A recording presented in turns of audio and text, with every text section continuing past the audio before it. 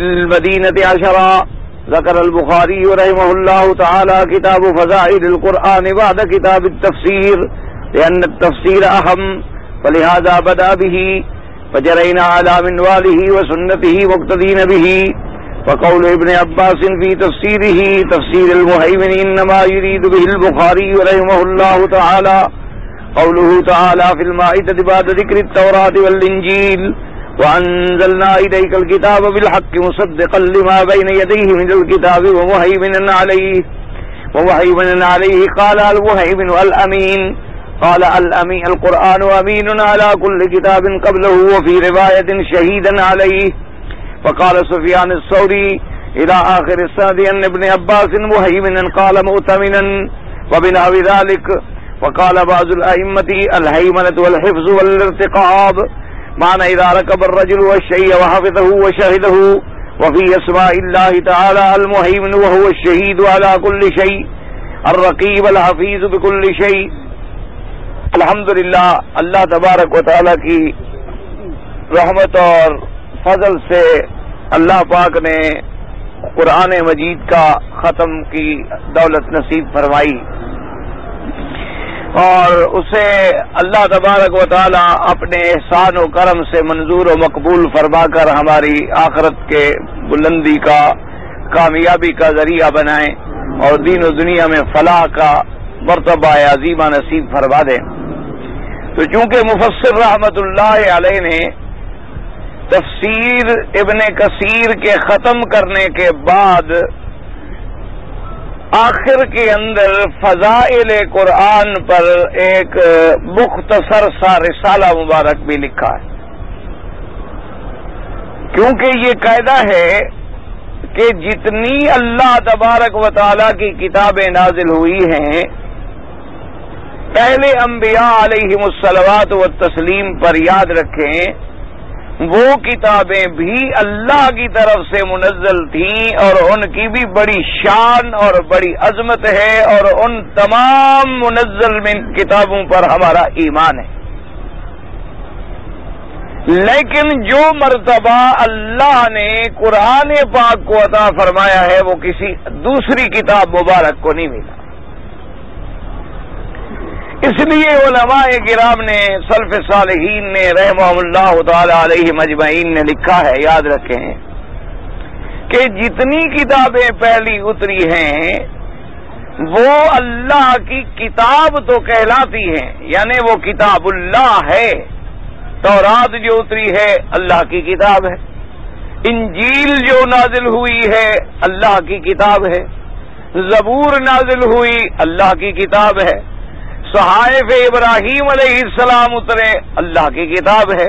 تو ان پر کتاب کا لفظ تو آ سکتا ہے کہ وہ کتاب اللہ ہے، لیکن ان پر کلام اللہ کا اطلاق نہیں ہوتا. ایک بات کو سمجھیں، کیونکہ ایک ہے کتاب اور ایک ہے کلام. کتاب تو وہ ہے جو لکھ کر آپ کسی کو بھیج دیں دے دیں، اس کو کہتے ہیں کتاب. اور کلام کا معنی یہ ہوتا ہے کہ متکلم جس سے کلام خود کرے، یہ ہے کلام. یعنی تورات مبارک جب ملی، تورات اللہ کی کتاب تو ہے، لیکن موسیٰ علیہ السلام کو پوری تورات ایک ہی دفعہ کامل لکھی ہوئی عطا فرما دی گئی. موسیٰ علیہ السلام کو اللہ تبارک و تعالی نے پابند فرمایا، جب وہ آئے آپ اللہ پاک نے انہیں کتاب مبارک جو تھی کامل من اولہ الی آخرہ الواح پہ لکھی ہوئی کتاب جو تھی وہ عطا فرما. تو اب وہ لکھی ہوئی کتاب اللہ کی طرف سے ہے، وہ اللہ کی کتاب تو ہے، لیکن موسیٰ علیہ السلام پر وہ کتاب اللہ نے خود پڑھی ہو یا اللہ تبارک و تعالیٰ کی طرف سے جبرائیل امین نے پڑھی ہو، یہ بات نہیں ہے. اس لیے وہ کتاب اللہ تو بنے گی لیکن کلام اللہ نہیں بنے گی. اسی طرح انجیل کو دیکھ لیں، عیسیٰ علیہ السلام کو ملی. اسی طرح زبور جو ہے داؤد علیہ السلام کو ملی. اور کتابیں بھی اپنے اپنے وقت میں اپنے اپنے زمانے میں اللہ تبارک و تعالیٰ نے انبیاء علیہ السلام پہ بھیجی. تو وہ تمام کی تمام جو ہیں کتاب اللہ تو ہیں، یہ شرف صرف قرآن کو ملا ہے کہ میرے پروردگار عالم نے، اللہ نے پورا قرآن لوح محفوظ میں رکھا، پھر لوح محفوظ میں سے اس کو ایک ہی رات مبارک میں کامل قرآن جو تھا وہ آسمان دنیا پہ اتارا، اور آسمان دنیا پر ایک جگہ ہے جس کا نام بیت العزت ہے، اس میں اللہ نے اس قرآن کو رکھا، اور پھر اللہ تبارک و تعالی نے وہ قرآن پاک جو ہے خود جبریل علیہ السلام پہ پڑھا، یعنی اللہ نے خود اپنا کلام مبارک جو ہے کلام فرمایا، اور پھر جبریل علیہ السلام کو دوبارہ 20 دنوں کے اندر اللہ کے فرشتوں نے نقل کر کے پڑھایا، اور پھر جبریل علیہ السلام جو ہیں 23 سال کی مدت میں اللہ کے حکم کے مطابق آیتیں اور قرآن کی صورتیں لے کے اترتے رہے، اور میرے آقا حضرت محمد الرسول اللہ صلی اللہ علیہ وآلہ آلہ وصحابہ وسلم تسلیما کثیرا کثیرا پہ پڑھتے رہے۔ تو یعنی یہ اللہ کا کلام ہے، اللہ نے بھی پڑھا، اور اللہ کے حکم سے پھر جبریل علیہ السلام نے بھی آ کر میرے مدنی محمد الرسول اللہ پہ پڑھا صلی اللہ علیہ وسلم، اور پھر قرآن جب جمع ہو گیا اس کی ترتیب بھی اللہ کے حکم سے ہو گئی، تو اب یہ شرف صرف قرآن کو ملا کہ یہ کتاب اللہ بھی ہے اور کلام اللہ بھی، کہ اللہ کی کتاب بھی ہے اور اللہ کا کلام بھی ہے، یہ اور کسی کتاب کو یہ بات نہیں ملی ہے۔ اسی لیے قرآن مقدس میں آتا ہے کہ جب جبریل علیہ السلام آتے تھے پڑھنے کے لیے حضور صلی اللہ علیہ وآلہ آلہ وصحابہ وسلم تسلیما کثیرا کثیرا پہ، تو جب جبریل علیہ السلام مثلا آیت پڑھتے بسم اللہ الرحمن الرحیم اقرأ بسم ربک الذی خلق، مثال کے طور پہ، تو حضور آہستہ آہستہ دہراتے اقرأ بسم ربک الذی خلق اپنی زبان مبارک سے، تاکہ کوئی لفظ مبارک جو ہے اللہ کے کلام کا رہ نہ جائے۔ لیکن میرے پروردگار عالم نے حکم فرما دیا، فرمایا لا تحرک به لسانک لتعجل به ان علینا جمعہ وقرآنہ۔ اللہ نے فرمایا میرے مدنی صلی اللہ علیہ وسلم جب جبریل آ کر آپ پہ پڑھیں تو آپ اپنی زبان مبارک کو بھی حرکت نہ دیا کریں، آپ بالکل خاموش بیٹھے رہیں۔ ایک تو مقام قرآن کی عظمت کا یہ ہے کہ جب پڑھا جائے تو سننے والا خاموش رہے، ہلے نہیں، زبان ہی نہ ہلے۔ جب زبان ہلے گی نہیں تو وہ کوئی پڑھنے کا تو سوال ہی پیدا نہیں ہو سکتا کہ بغیر زبان ہلے کوئی پڑھ سکے۔ بغیر زبان ہلے معنی میں تدبر تو کر سکتا ہے، یعنی معنی میں تفکر تو کر سکتا ہے، لیکن ادائیگی حروف کی تو تب ہوگی جب زبان حرکت دے گی۔ تو اللہ نے فرمایا کہ آپ اپنی زبان مبارک کو بھی حرکت نہ دیں، آپ بالکل آرام سے صرف سنتے رہیں۔ قرآن پاک کا جمع کرنا بھی ہمارے ذمے ہے، اور آپ کے سینے مبارک میں اس کا رکھنا بھی ہمارے ذمے ہے، اور پھر قرآن کا پڑھانا بھی ہمارے ذمے ہے، اور قرآن کا سمجھانا بھی ہمارے ذمے ہے۔ تو اللہ تبارک و تعالیٰ نے یہ شرف جو ہے اگر ملا ہے تو صرف اسی کلام کو ملا، اور اسی لیے محدثین کرام نے سب سے پہلے امام بخاری رحمت اللہ علیہ، جن کو اللہ تبارک و تعالیٰ نے اتنی بڑی عزت بخشی، اتنی بڑی عظمت بخشی کہ آج جن کی کتاب پورے عالم میں اور پوری دنیا میں شرق سے غرب تک اور شمال سے جنوب تک اور روئے ہر زمین پہ کوئی ایسی جگہ اور انشاءاللہ ایسا شہر نہیں ہے جہاں بخاری شریف نہ پڑھی جاتی ہو، تو اس اتنی بڑی کتاب صحیح کا جو مصنف ہے اس نے اپنی کتاب کی ابتدا ہی اسی سے کی ہے کہ باب کیف کان بدء الوحی، کہ اللہ کے پاک نبی پہ ابتدا وحی کیسے ہو۔ کیونکہ حالانکہ محدثین کرام کا کتابیں لکھنے میں دو طرز ہوتے ہیں، یا تو وہ کتاب الایمان سے شروع فرماتے ہیں یا وہ کتاب الطہارہ سے شروع فرماتے ہیں، یعنی دو طرز ہوتے ہیں۔ جنہوں نے صحیح کے طرز پہ لکھنا ہو تو ان کا پہلا باب ہوگا کتاب الایمان، اور جنہوں نے یعنی مسائل الفقہ کی طرز پہ کتاب لکھنی ہو،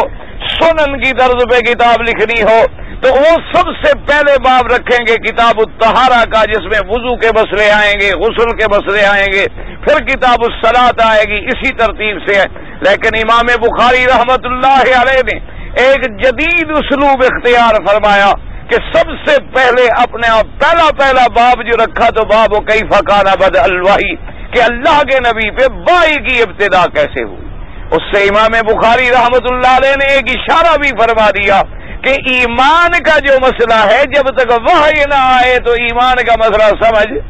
آ ہی نہیں سکتا ہے، تو ایمان کی بنیاد بھی تو وحی ہے، اسلام کی بنیاد بھی تو وحی ہے، جب تک وحی نہ آئے ما کنت تدری بل کتاب والایمان، کہ میرے نبی محمد پاک صلی اللہ علیہ وسلم جب تک ہم نے اپنی کتاب نہیں اتاری آپ کو کتاب کا اور ایمان کی تفصیلات کا علم نہیں تھا، تو اس لیے حضرت امام بخاری رحمت اللہ علیہ نے ابتدا بھی وحی سے فرمایا۔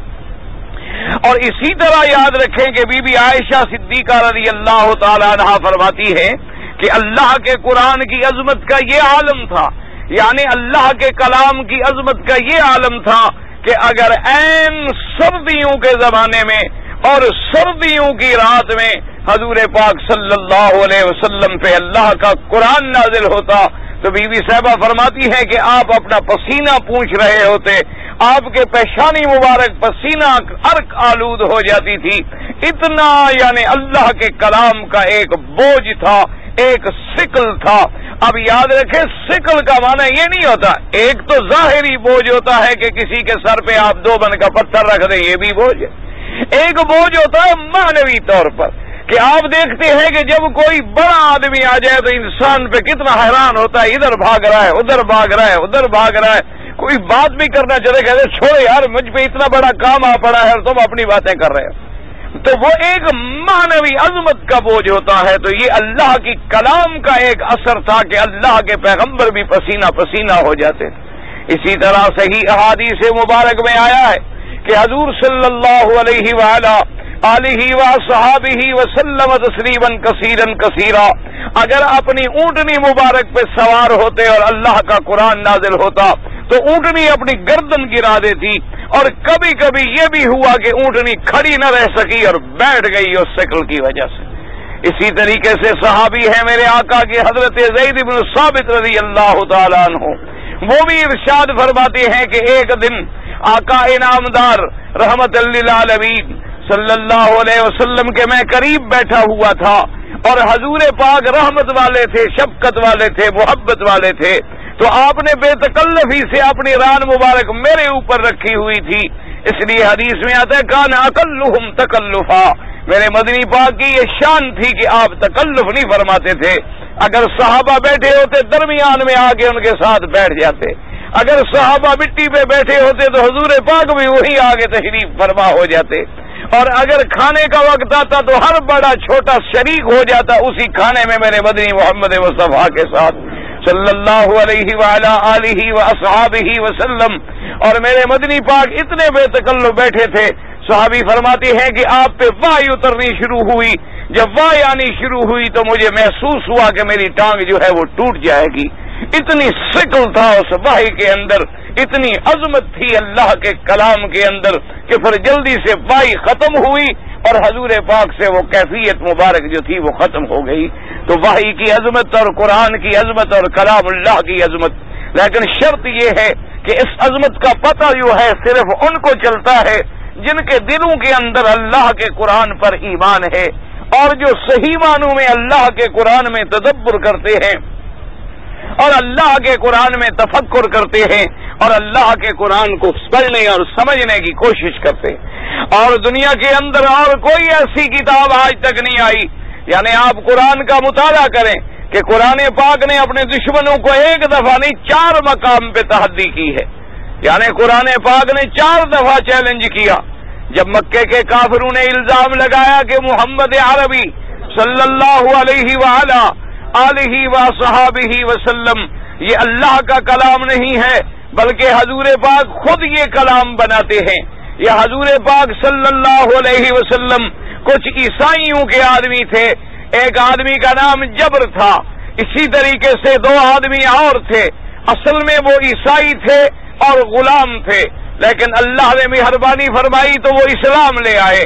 جب وہ مسلمان ہو گئے کان یتعاہد رسول اللہ صلی اللہ علیہ وسلم، حضور پاک ان کے ساتھ زیادہ بیٹھا کرتے، تو دشمنوں نے ایک بہانہ بنایا کہ اصل میں بات یہ ہے کہ چونکہ وہ اہل کتاب ہیں اور سابقہ کتابوں کا ان کو علم ہے تو ان سے محمد پاک صلی اللہ علیہ وسلم قرآن سیکھتے ہیں اور ہمیں بنا کے سنا دیتے ہیں، ورنہ یہ اللہ کا کلام نہیں ہے بلکہ یعنی حضور پاک کا خود بنایا ہوا ہے۔ اس لیے کہا قرآن پاک نے، کبھی کبھی کہتے تھے قالوا ان ہی الا اساطیر الاولین، یہ پرانے قصے کہانیاں ہیں، ان کو جوڑ کے محمد عربی ہمیں سنا دیتے ہیں۔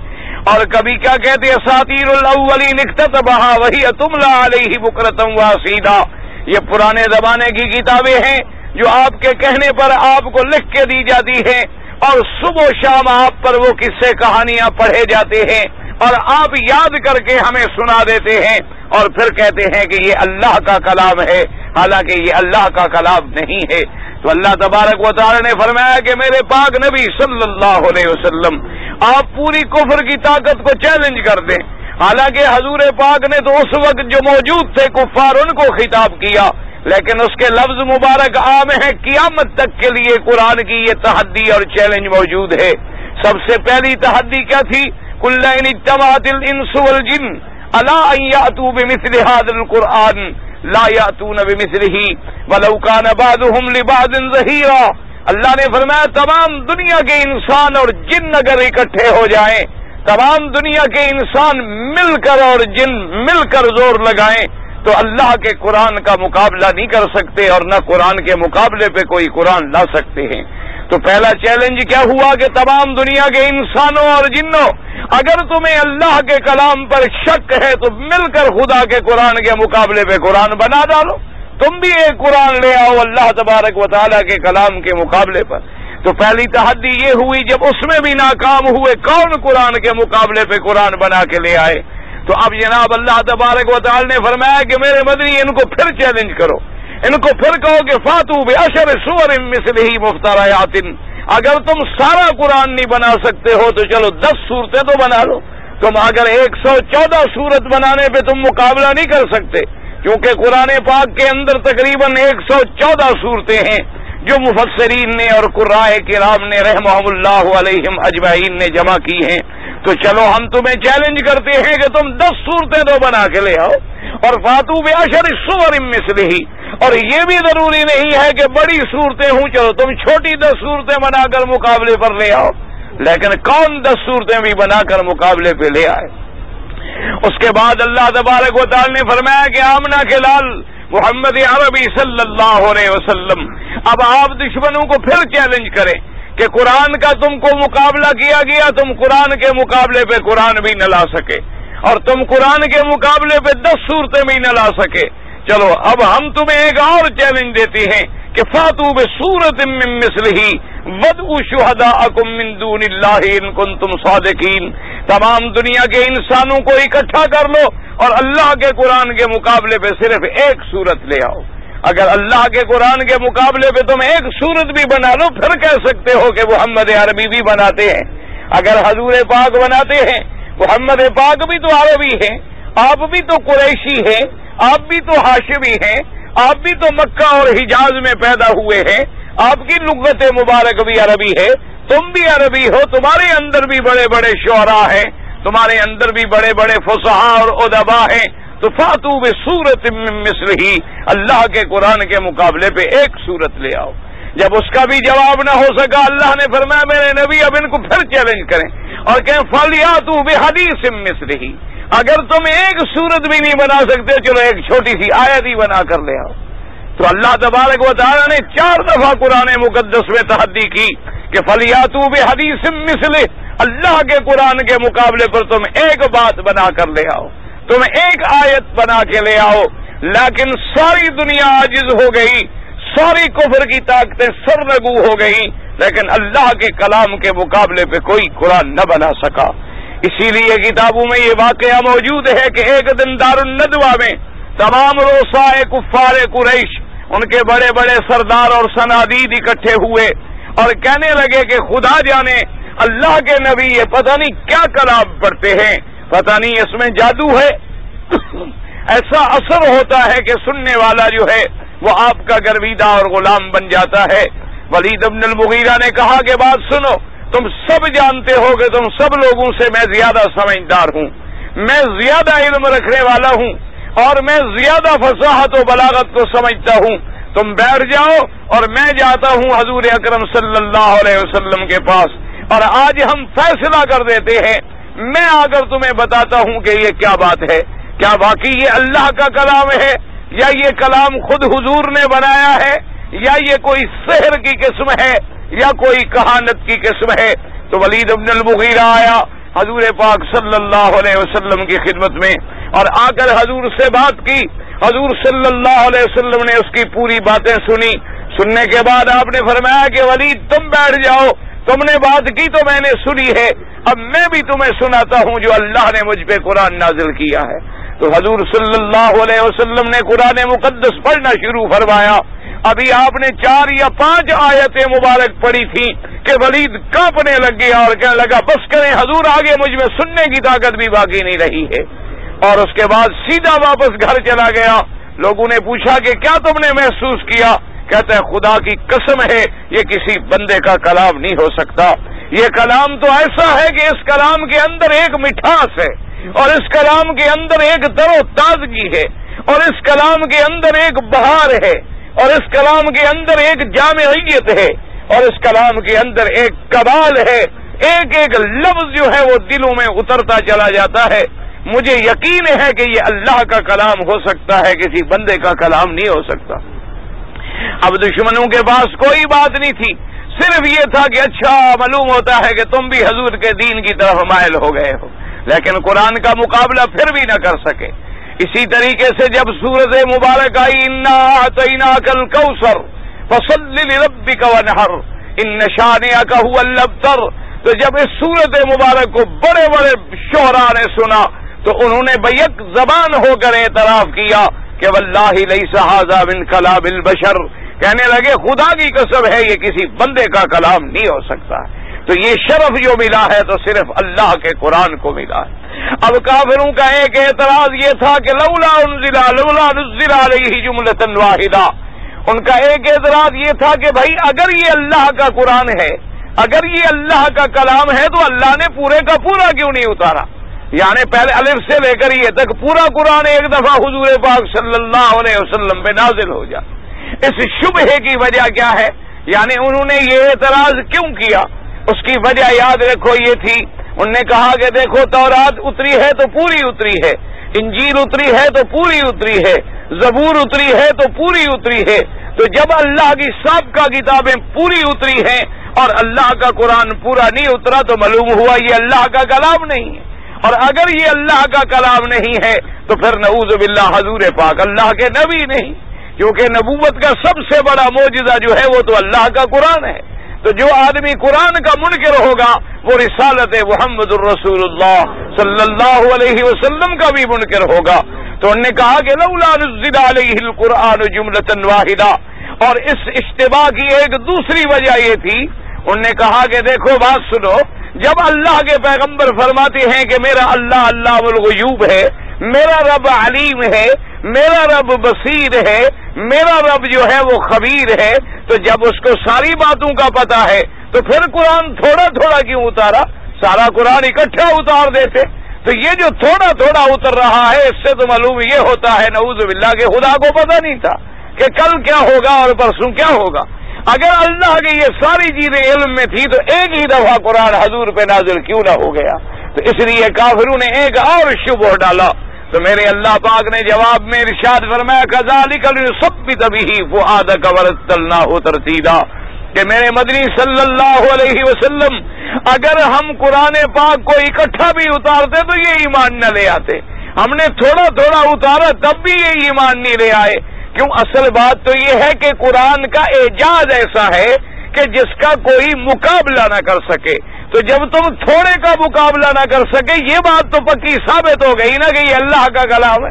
اگر بندے کا کلام ہوتا تو تم تھوڑی سی تو کوئی بات بنا سکتے اس کے مقابلے۔ باقی اللہ نے فرمایا کہ ہم نے تھوڑا تھوڑا کیوں اتارا ہے میرے مدنی محمد مصطفیٰ، تاکہ ہم تیرے دل کو تقویت دینا چاہتے ہیں، تیرے دل کو طمانینت دینا چاہتے ہیں۔ کیوں؟ اصولی بات یہ ہے کہ اللہ کے درمیان اور میرے مدنی پاک کے درمیان سفیر کون ہے؟ جبریل امین ہے، جیسے کہ قرآن پاک نے فرمایا ہے قرآن مقدس میں آیا کہ قرآن کس نے اتارا ہے؟ تنزیل من حکیم حمید، اور لے آنے والا کون ہے؟ نزل بہ الروح الامین علی قلبک لتکون من المنذرین بلسان عربی مبین۔ اللہ نے فرمایا اتارا ہے اس حکیم و حمید نے، اور قرآن اتارا کس کے ذریعے گیا؟ جو روح الامین جبریل امین ہے، اور فرمایا اتارا ہم نے کس پر؟ علی قلبک، تیرے دل پہ اتارا محمد مصطفیٰ صلی اللہ علیہ وسلم، اور اتارا کس زبان میں؟ فرمایا بلسان عربی مبین، ہم نے کھلی ہوئی عربی زبان کے اندر قرآن کو اتارا ہے۔ تو فرمایا کہ جتنے دفعہ جبریل آئے گا تو اتنے دفعہ اس کا واسطہ اللہ کے ساتھ اور زیادہ قوی ہوتا جائے گا، کیونکہ جتنے دفعہ سفیر آئے کسی بادشاہ کا تو آپ کی عزت و عظمت میں اور تسلی اور یقین میں، آپ نے دیکھا نہیں جب کہ دو ملکوں کے اندر دوستی ہو اور ایک ملک پہ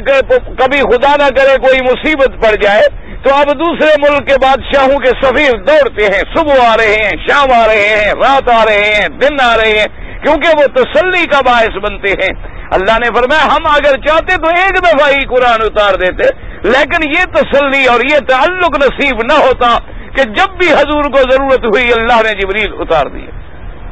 اور اس کے بعد فرمایا کہ اس کی وجہ یہ بھی تھی کہ ہم نے تھوڑا تھوڑا اتارا تاکہ اس کا پڑھنا بھی آسان رہے، تاکہ اس کا یاد کرنا بھی آسان رہے۔ جن انبیاء پہ ہم نے کتابیں اتاری ہیں وہ انبیاء پڑھے ہوئے تھے، وہ کتابیں پڑھ سکتے تھے، اور جس نبی پاک پہ ہم نے قرآن اتارا ہے وہ نبی امی ہے، اور ایسی قوم میں قرآن اتارا گیا ہے جو قوم بھی امی ہے۔ حضور نے فرمایا نحن امت امیہ، ہم ایک ایسی امت ہیں ان نہ پڑھے ہوئے، لا نکتب ولا نحسب، ہم نہ لکھنا جانتے ہیں نہ حساب جانتے ہیں۔ تو اللہ نے فرمایا ہم نے تھوڑا تھوڑا اتارا تاکہ سینوں کے اندر قرآن محفوظ ہوتا چلا جائے،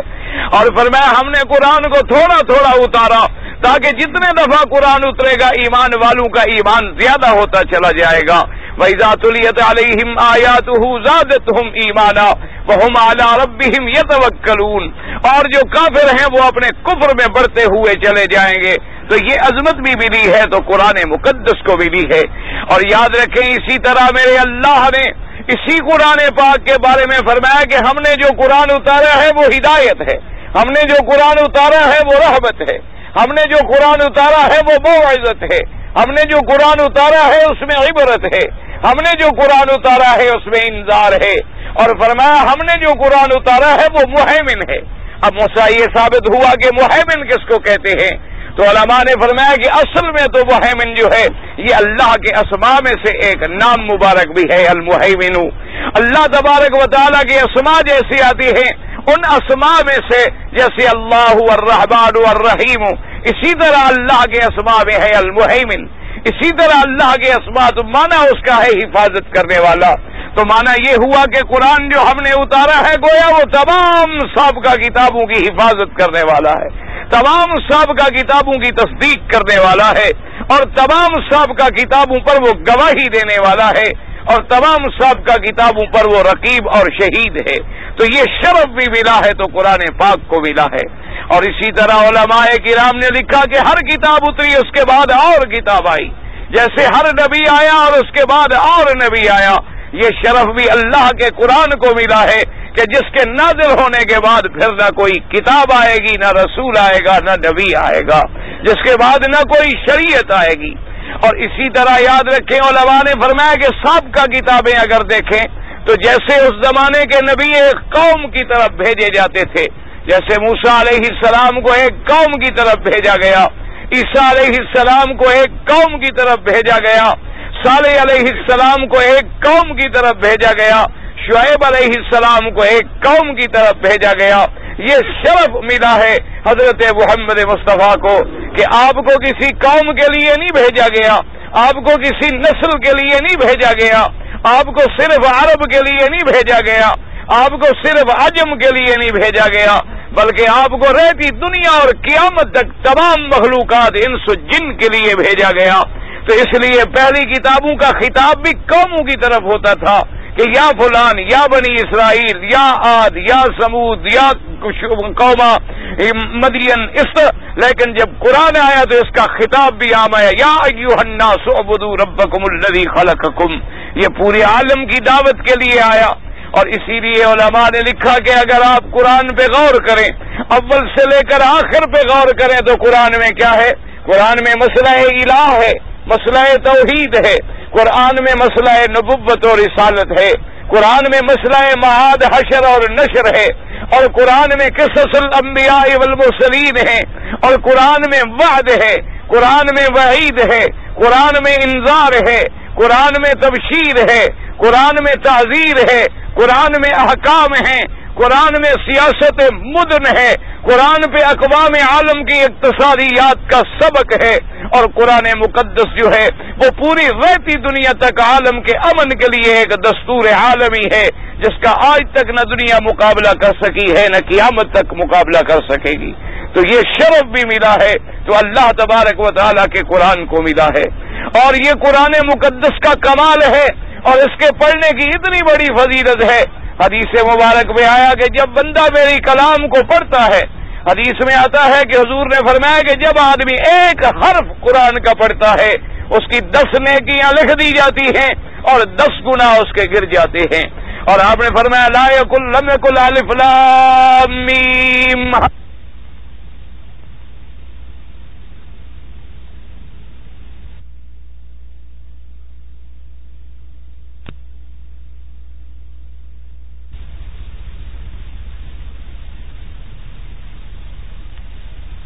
لام علیحدہ حرف ہے اور میم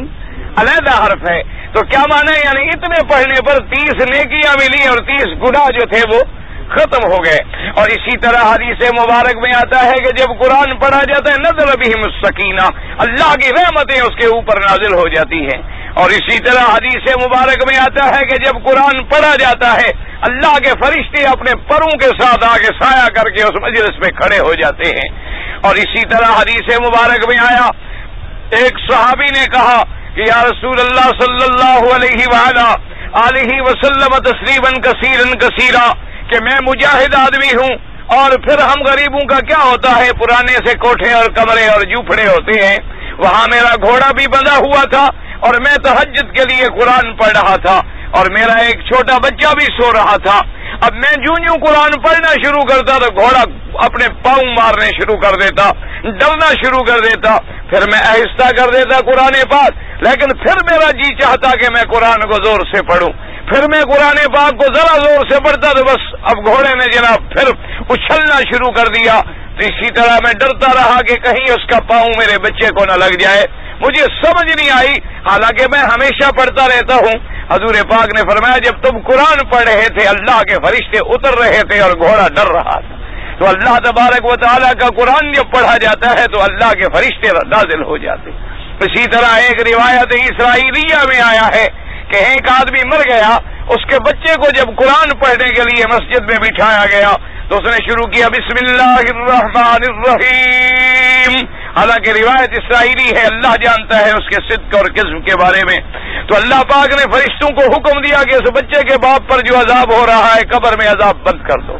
فرشتوں نے کہا اللہ میاں وہ تو گناہگار ہے، عذاب کا مستحق ہے، پر میں اس کا بچہ مسجد میں بیٹھ کے قرآن پڑھ رہا ہو تو مجھے عذاب کرتے ہوئے میری رحمت کو گوارا نہیں ہے۔ تو اللہ تبارک و تعالیٰ کے قرآن پڑھنے کے انداز فرمائیں۔ اسی طریقے سے احادیث مبارک میں آیا کہ میرے آقا آمنہ کے لال حبیب کبریا حضرت محمد مصطفیٰ صلی اللہ علیہ وعلی آلہ واصحابہ وسلم تسلیما کثیرا کثیرا، آپ ایک دن مسجد نبوی میں تشریف لے آئے،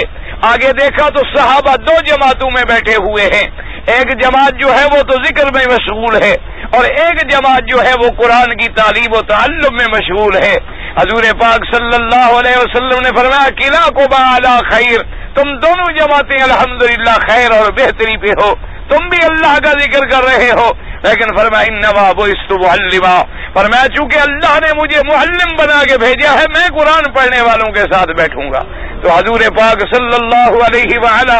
آلہ واصحابہ وسلم تسلیما کثیرا کثیرا، آپ نے اس جماعت کو ترجیح عطا فرمائی جو قرآن پڑھنے والے تھے یا قرآن پڑھانے والے تھے۔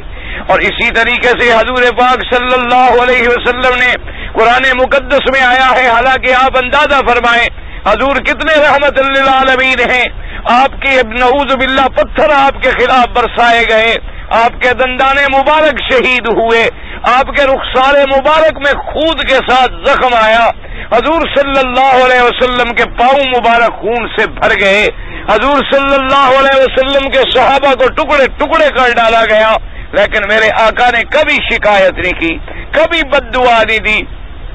لیکن اسی سے اندازہ فرمائے قرآن کہتے ہیں وقال الرسول یا ربی ان قوم اتخذوا هذا القرآن مہجورا، کہ محمد مصطفیٰ اللہ کے آگے شکایت کریں گے کہ پروردگار عالم اس بندو نے میرے قرآن کو، تیری کلام کو، جو کتاب مجھ پہ اتری ہے اس کو چھوڑ دیا۔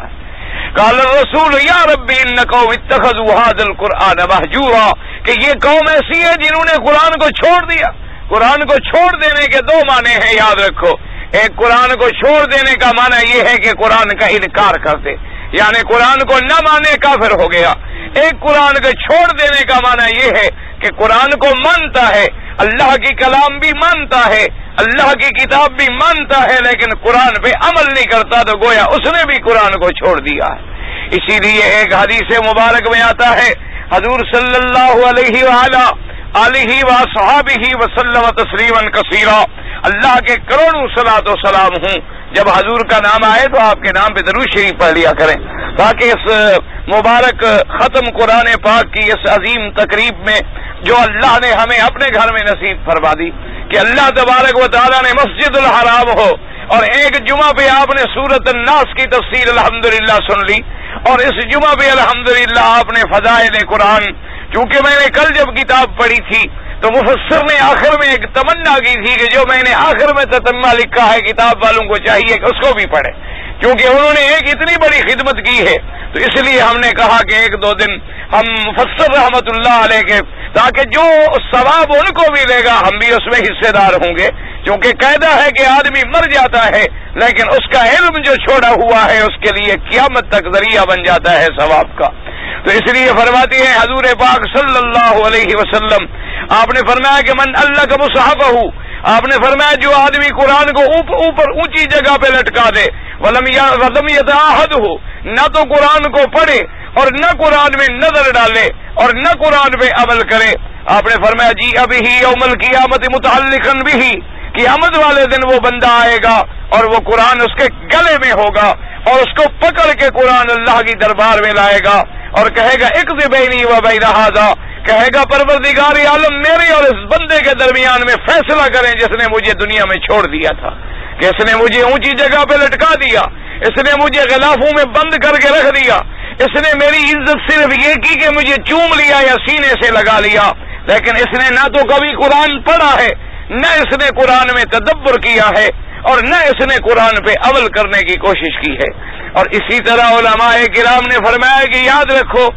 کہ پہلے زمانے میں لوگوں نے عظمت حاصل کی، پہلے زمانے میں لوگوں نے دین اور دنیا کی فلاح حاصل کی، کیوں حاصل کی تھی؟ کہ انہوں نے اللہ کے قرآن کو سینوں سے لگایا تھا، حقیقی معنوں میں اس طرح سینوں سے نہیں لگایا تھا جیسے ہم چوم کے سینوں سے لگا کے رکھ دیتے ہیں، یعنی انہوں نے قرآن پہ عمل کیا، انہوں نے قرآن پاک کو اپنا دستور حیات بنا لیا، اور اللہ نے ان کو دین اور دنیا میں اتنی عظمتوں پہ پہنچایا کہ ان کا کوئی مقابلہ نہیں کر سکتا۔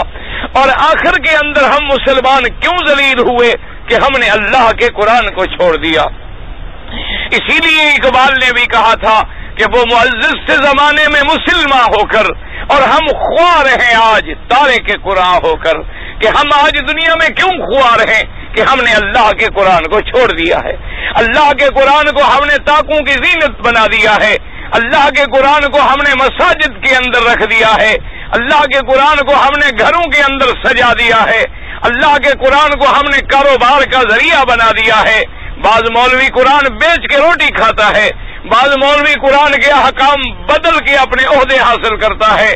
بعض مولوی اللہ تبارک و تعالی رحمت فرمائے قرآن کے اندر تعویلات کر کے اور قرآن کے احکام میں تبدیلیاں پیدا کر کے اپنا وقت گزارتے ہیں، اور جو بالکل چھوٹے بدقسمت قسم کے ملا لوگ ہیں وہ جب کوئی مر جائے تو قرآن کے ہیلے اور صدقے کر کے خیراتیں وصول کرتے ہیں، اور ان کے علاوہ بعض لوگ جو ہوتے ہیں وہ صرف یہ ہے کہ قرآن کو لکھ کے دھو دھو کے پلاتے ہیں۔ اسی لیے کسی نے کہا تھا کہ قیامت والے دن قرآن بھی اللہ کے دربار میں شکوہ کرے گا کہ میں اونچے طاقوں میں سجایا جاتا ہوں، یا مولا میں کبھی دھو دھو کے پلایا جاتا ہوں، اسی لیے تو نے مجھے بھیجا تھا دنیا،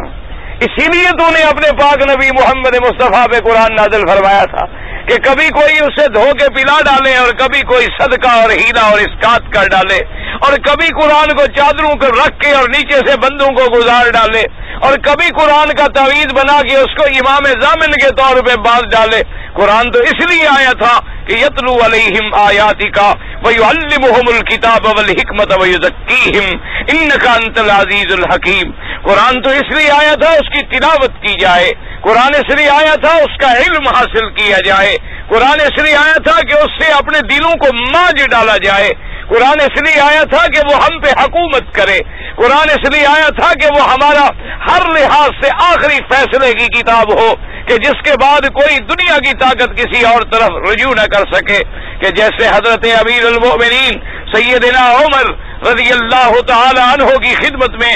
جب گورنر آئے مکہ کے ملنے کے لیے مدینہ منورہ، تو آپ نے فرمایا من والیت علی اہل مکہ، آپ نے فرمایا کہ تم نے مکے والوں پہ کس کو امیر گورنر بنایا ہے اپنا قائم مقام؟ تو اس نے کہا میں نے ابن حمزہ کو بنایا ہے۔ تو حضرت عمر ناراض ہو گئے،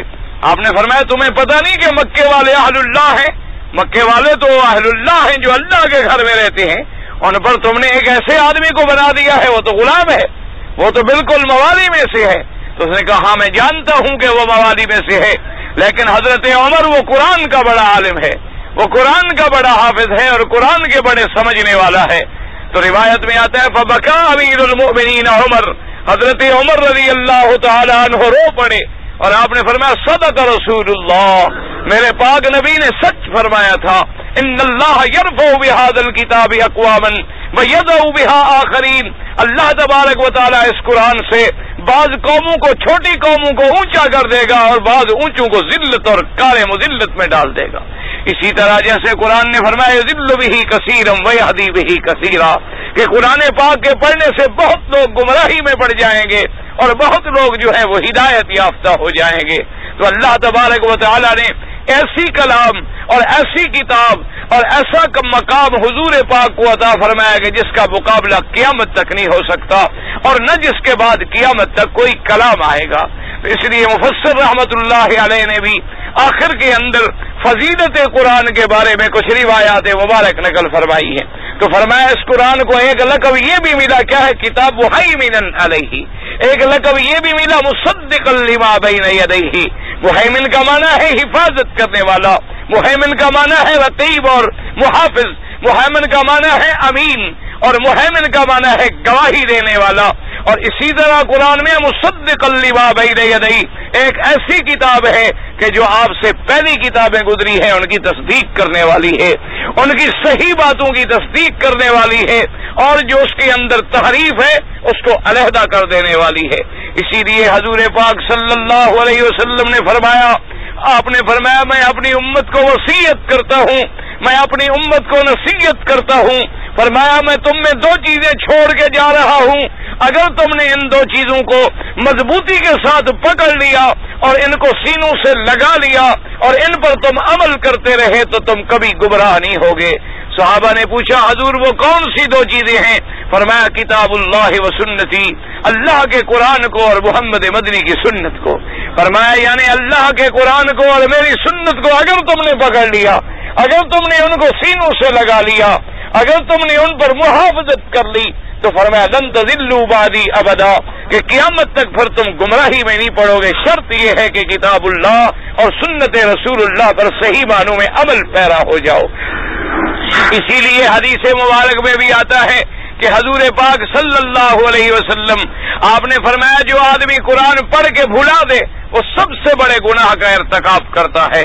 اسی طریقے سے آتا ہے، حالانکہ اندازہ فرمائیں کہ میرے اللہ نے قرآن، میرے مدنی کو قرآن پڑھانے والے تو خود میرے رب ہیں، اور آپ کے سینے میں جمانے والا بھی میرا رب ہے، اور ساتھ یہ بھی وعدہ ہے سنقرئک فلا تنسا، محمد مصطفیٰ صلی اللہ علیہ وسلم ہم آپ کو قرآن ایسا پڑھا دیں گے کہ پھر آپ کبھی بھولیں گے بھی نہیں۔ ہم آپ کو قرآن ایسا پڑھا، ہاں یہ علیحدہ بات ہے کہ ہم خود کوئی آیت بھلانا چاہیں تو پھر ہم تو قادر ہیں، ہم تو قادر ہیں، ہم چاہیں تو آپ کو بھلا دیں، ورنہ ایسا قرآن پڑھائیں گے کہ آپ کبھی نہیں بھولیں گے. لیکن اس کے باوجود حضور پاک قرآن مبارک پڑھتے. رمضان مبارک میں باقاعدہ جبریل امین اترتے اور آ کے دور کرتے، جیسے ہمارے یہاں حافظ دور کرتے ہیں نا جی، ایک حافظ نے پڑھا ایک نے سنا، پھر اس نے پڑھا اور اس نے سنا. اسی طرح جبرائیل پڑھتے اور میرے مدنی سن رہے ہیں، اور حضور پڑھ رہے ہیں اور جبرائیل سن رہے ہیں. اسی طرح یعنی دور فرماتے رمضان المبارک کے مہینوں میں. اور وہ پیغمبر عالم جس سے وعدہ ہے کہ قرآن تم سے بھلایا نہیں جائے گا،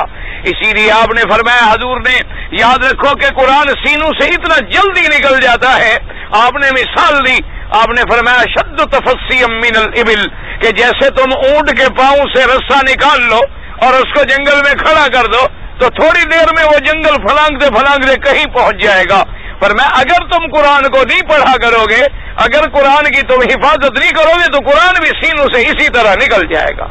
اس لیے فرمایا کہ اللہ تبارک و تعالی نے یہ قرآن مقدس ہے اور یہ قرآن پاک ہے، اور جس کو اللہ تبارک و تعالی نے 7 قراتوں کے ساتھ پڑھنے کی اپنے پاک پیغمبر کو اجازت عطا فرمائی ہے. تو مفسر رحمت اللہ علیہ اسی کے لیے حدیث مبارک نازل فرما رہے ہیں. اور اسی لیے فرماتے ہیں کہ ایک حدیث میں آتا ہے، حضرت ابن عباس فرماتی ہیں، انزل القرآن جملۃ واحدۃ الی سماء الدنیا فی لیلۃ القدر، اللہ پاک نے لیلۃ القدر والی رات پورے کا پورا قرآن لوح محفوظ سے آسمان دنیا پہ اتارا.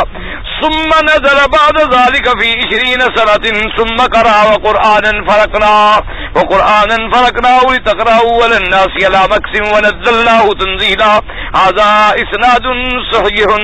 اب مفسر رحمت اللہ علیہ فرماتی ہیں اس حدیث صحیح کے اندر آیا کہ اللہ نے آسمان دنیا پہ قرآن اتارا، اور پھر قرآن 20 سال میں اترا حضرت محمد الرسول اللہ پر صلی اللہ علیہ وآلہ وصحبہ وسلم تسلیما کثیرا کثیرا. یعنی خدا کی شان دیکھیں کہ اللہ تبارک و تعالی نے جیسے میرے مدنی کی پیدائش کہاں ہوئی، حضور کہاں پیدا ہوئے تھے؟ مکہ مکرمہ. اور میرے مدنی پاک کی وفات کہاں ہوئی؟ مدینہ منورہ میں. خدا کی قدرت شان دیکھیں نا، اللہ پاک کی عظمت دیکھیں. اچھا تو سب سے پہلے قرآن نازل کہاں ہوا؟ ہاں جی، قرآن کی ابتدا بھی مکے سے، اور انتہا کہاں ہوئی؟ مدینے میں. جیسے یعنی نبوت کی ابتدا جو تھی وہ بھی مکے سے ہوئی اور انتہا کہاں جا کے ہوئی؟ مدینے میں. اسی طرح قرآن پاک کے نزول کا بھی کہ سب سے پہلی آیت اتری تو اس وقت حضور پاک غار حرا میں جبل نور کے اوپر تشریف فرماتے ہیں. اللہ کے قرآن کی ابتدا مکے سے ہوئی اور انتہا جا کے مدینہ منورہ میں ہوئی. تو اب حدیث میں آتا ہے کہ وہ کتنی مدت میں اترا، تو یہ بھی حدیث صحیح ہے کہ 20 سالوں میں اترا. لیکن یہ روایت مبارک بھی صحیح ہے کہ 23 سالوں میں اترا. 23 سالوں میں اترا. تو اب 20 اور 23 میں تو بڑا فرق ہے، 3 سال کا فرق ہے. تو اس لیے علماء فرماتے ہیں کہ بعض لوگ یوں کرتے تھے کہ قصور جو ہے نا وہ نہیں گنتے تھے. جیسے مثلا آپ نے کسی کا قرضہ دینا ہو یا لینا ہو تو آپ کہتے ہیں جی 1,10,500 چھوڑو جی، بس 1,10,000 راؤنڈ فگر کہہ لو، بس 5,600 200 400 اس کا کیا گننا ہے، بس ٹھیک ہے جی آپ نے 1,10,000 ہی سمجھو دینا ہے. تو آگے جو 576 اور 77 اور 80 اور 90 وہ جو تھے وہ نہیں گنے جاتے. تو بعد عرب میں یہ عادت تھی کہ موٹی بات گن لیتے تھے کہ جی 20 سال، اور وہ جو اوپر مدت تھی تھوڑی تھوڑی اس کو نہیں گنتے تھے، اس لیے چھوڑ دیتے. جیسے بعض لوگوں نے فرمایا کہ میرے مدنی پاک کی عمر جو ہے 65 سال ہے، اور بعض مفسرین نے فرمایا علماء نے کہ 63 سال ہے. وجہ کیا تھی کہ پیدائش بھی ربیع الاول میں اور وفات بھی ربیع الاول میں. تو پہلے 2 سال جن نے نہیں گنے تو باقی کتنے بچے؟ 63 سال. اور جنہوں نے ربیع الاول کو بھی پورا سال گنا اور آخری ربیع الاول کو بھی پورا سال گنا، انہوں نے کہا 65 سال. تو اس لیے اللہ تبارک و تعالی نے قرآن مقدس جو ہے یہ اتارا. تو بہرحال یہ دونوں روایتیں اپنی جگہ صحیح ہیں کہ وہ 20 سال میں اتارا گیا یا 30 سال پہ اتارا گیا. اور اسی لیے مفسر رحمت اللہ علیہ فرماتے ہیں کہ اللہ تبارک و تعالی نے اس کو فرماتے ہیں وَلِهَذَا يَسْتَحِبُّ وَجْهُ مُنَاسَبَةُ هَذَا الْحَدِيثِ بِفَضَائِلِ الْقُرْآنِ أَنَّهُ ابْتُدِئَ بِنُزُولِهِ فِي مَكَانٍ شَرِيفٍ وَهُوَ الْبَلَدُ الْحَرَامُ كَمَا أَنَّهُ فِي زَمَنٍ شَرِيفٍ وَهُوَ شَهْرُ رَمَضَانَ فَاجْتَمَعَ شَرْفُ الزَّمَانِ وَالْمَكَانِ. اب مفسر رحمت اللہ علیہ فرماتے ہیں کہ قرآن کا شرف دیکھو کہ اترا جس مکان پہ وہ کیا ہے؟ مکہ بلد الحرام. یعنی سب سے عزت والا شہر اور عزت والا مکان، اور جس مہینے میں اترا وہ مہینہ بھی عزت والا، جس مقام پہ اترا وہ مقام بھی عزت والا، اور جس نبی پہ اترا وہ نبی بھی شان والا، اور جو فرشتہ لایا وہ فرشتہ بھی شان والا۔ تو اس لیے فرماتے ہیں جب اس میں اتنی عظمتیں ہو جائیں تو تم بھی اس قرآن کی شان کو سمجھو۔ ایسے فرماتے ہیں ولہذا یستحب اکثار تلاوت القرآن فی شہر رمضان لأنہ ابتدأ بنزولہ ولہذا کان جبریل علیہ السلام یعارض بہ رسول اللہ صلی اللہ علیہ وسلم فی کل سنۃ من شہر رمضان فلما كانت السنة التي توفي فيها عارضه مرتين تاکیدا وتثبیتا۔ اس لیے مفسر فرماتا ہے کہ ہر مسلمان کے لیے یہ ضروری ہے کہ قرآن پاک کو پڑھے، اور خاص طور پہ رمضان کے مہینے کے اندر قرآن کی تلاوت کو زیادہ کر دے، کیونکہ اسی مہینے میں اللہ نے قرآن اتارا، شہر رمضان الذی انزل فیہ القرآن۔ اسی طرح فرمایا انا انزلناہ فی لیلۃ القدر وما ادراک ما لیلۃ القدر۔ اور اسی لیے مفسر فرماتا ہے کہ جبریل علیہ السلام رمضان کے مہینے میں آتے تھے اور حضور پاک پہ آ کے اللہ کا قرآن پڑھتے تھے، اور جو آخری رمضان ہے میرے پاک نبی کی زندگی مبارک کا، جس میں میرا مدنی پاک کی وفات مبارک ہوئی ہے، اس مہینے رمضان میں جبریل نے 2 دفعہ قرآن دہرایا محمد مصطفیٰ صلی اللہ علیہ وآلہ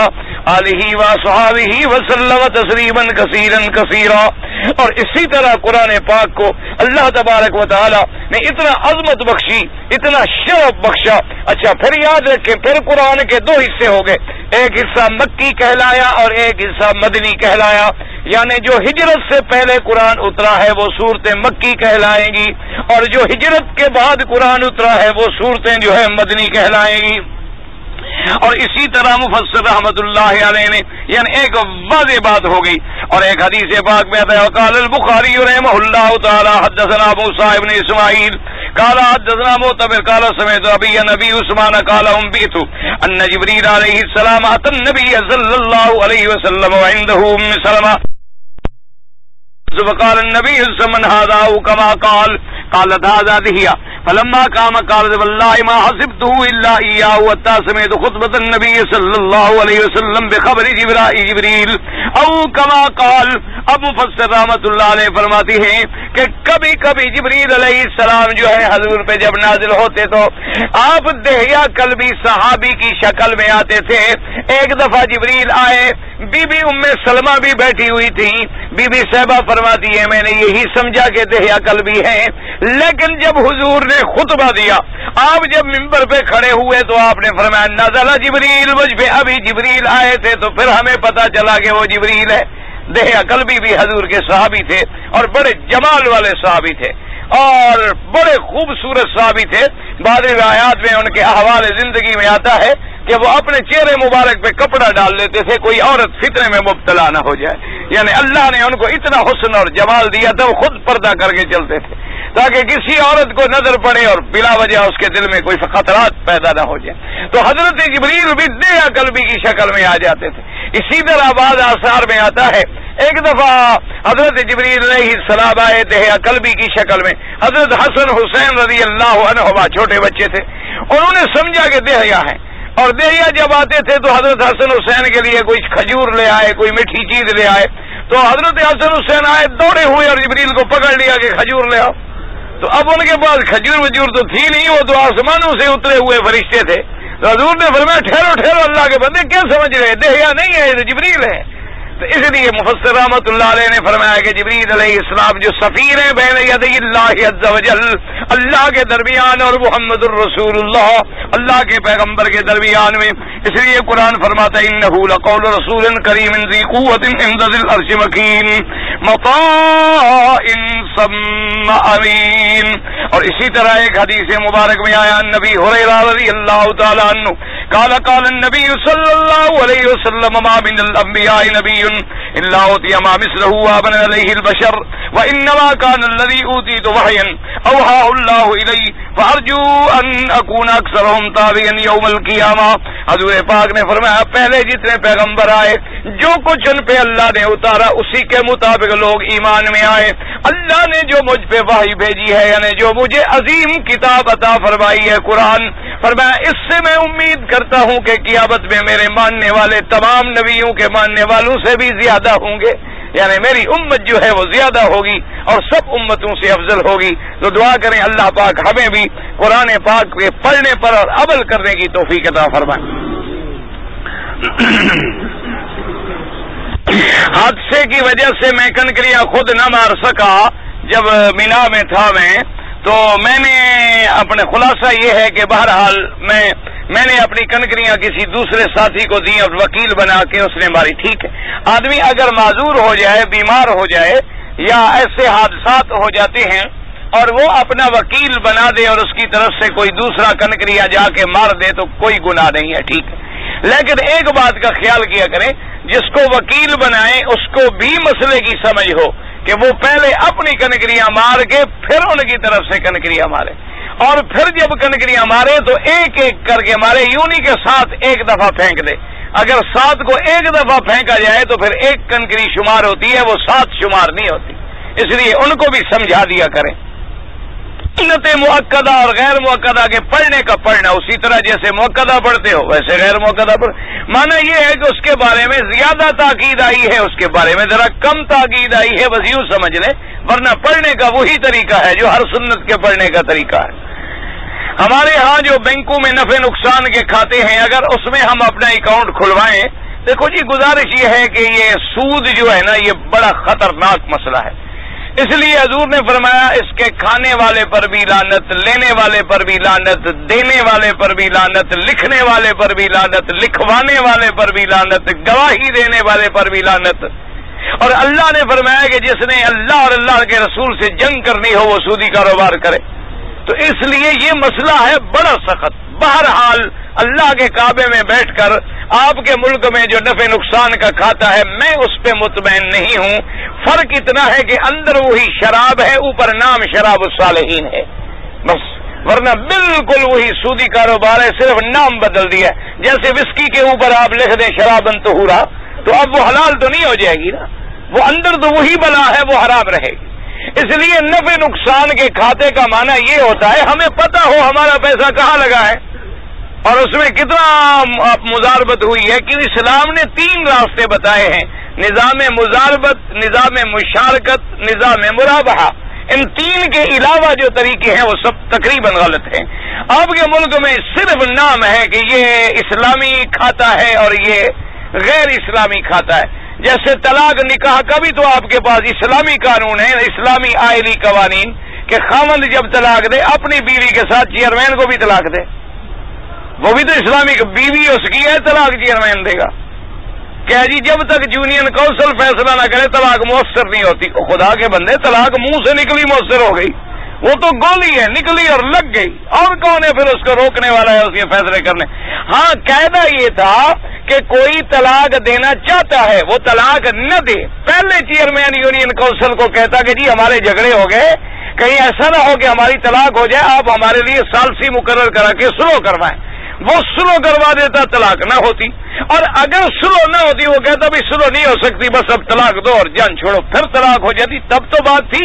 یہ نہیں کہ طلاق پہلے دے دے اور سلو بعد میں ہو. یعنی یہ تو وہی ہو گیا جیسے آدمی استنجا پہلے کر لے اور پیشاب بعد میں کرے. بہرحال میں اس کھاتے پہ مطمئن نہیں ہوں، سیدھی بات ہے. باقی وہاں کے علماء سے پوچھیں، زیادہ ان کو پتا ہوگا. میں تو دور رہنے والا آدمی ہوں، میں تو سنی سنائی باتیں کر رہا ہوں نا، جو میں نے اخباروں میں پڑھا یا جو میں نے دوستوں سے سنا، میں مطمئن نہیں. باقی وہاں کے علماء سے پوچھیں، زیادہ بہتر ہے. ہمارے ملک میں جو میلاد النبی منایا جاتا ہے، آپ کے ملک میں بھائی کیا نہیں منایا جاتا؟ آپ کے ملک میں ماشاءاللہ سب کچھ منایا جاتا ہے. میلاد منایا جاتا ہے، تیجا منایا جاتا ہے، 10واں منایا جاتا ہے، عرس شریف منایا جاتا ہے، کل شریف منایا جاتا ہے، قوالی شریف منائی جاتی ہے. 12ویں شریف منائی جاتی ہے، 27ویں شریف منائی جاتی ہے، معراج شریف منائی جاتی ہے، 11ویں شریف منائی جاتی ہے، کھیر شریف منائی، کیا نہیں منایا جاتا؟ آپ کے ہاں تو ہے یہی دین کہا ہے، صرف اللہ کا قرآن اور حدیث نہیں، باقی سب آپ کے پاس ہے، باقی ہر چیز جو ہے نا وہ آپ کے پاس ہے، صرف اللہ کا قرآن اور حدیث نہیں ہے، سنت محمد مصطفیٰ نہیں ہے، باقی سارے مسئلے آپ کے پاس ہیں، چادریں آپ کے پاس ہیں، پنجے آپ کے پاس ہیں، حضرت حسین کے گھوڑے آپ کے پاس ہیں، تعزیے اور دلدل آپ کے پاس ہیں، طولیں اور سیجیں آپ کے پاس ہیں، مہندیاں آپ کے پاس ہیں، علی اصغر علی اکبر کی شادی کے جوڑے آپ کے پاس ہیں، سارا کچھ چرا کے تو آپ لے گئے۔ کہیں حضور پاک کی پگڑی مبارک آپ کے پاس ہے، بال مبارک آپ کے پاس ہیں، بہشتی دروازے آپ کے پاس ہیں، جنت کی کھڑکیاں آپ کے پاس ہیں، مکے میں